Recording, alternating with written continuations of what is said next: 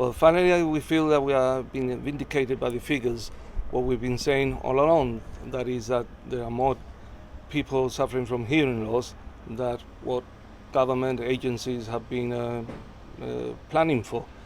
7% is actually 2% higher than the global average for a population with hearing loss. Has that percentage, the fact that Gibraltar is 2% over the WHO global figure of 5%, has that given your campaign, do you think, renewed impetus to call on new services and facilities for those who have difficulty with hearing?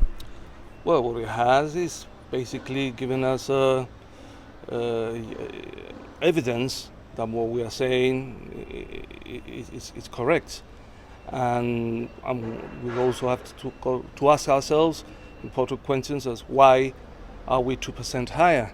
Is it because of Gibraltarian gene pool being a small population stock, or is it because there's been a mismanagement of health and safety in the workplace, or has there been enough preventable hearing loss, which is to encourage people to protect their ears in leisure activities? Maybe there hasn't been enough awareness in that front.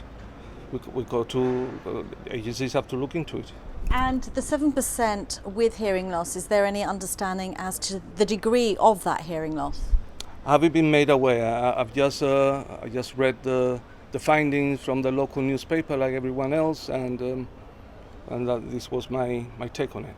Okay, so in terms of facilities and services for those with hearing loss, what are you calling for?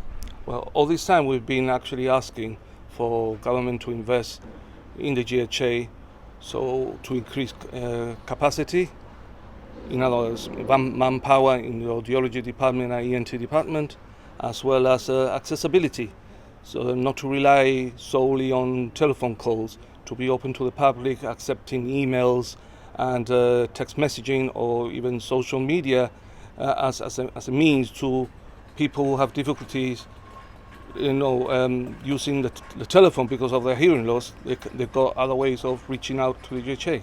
And you're also calling for a national hearing loss strategy. Tell us about that. What would you like to see?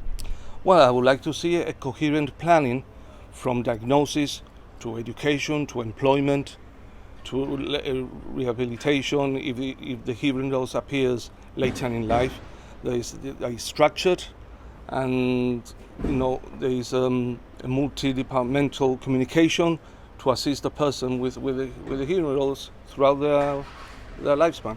Now, given the survey results, 7%, are you going to be requesting a meeting with the Minister for Health or the Public Health Minister? I've approached both of them, and I'm happy to say that the Public Health Minister, Professor Cortes, actually was very welcoming, and we've agreed to meet in the near future.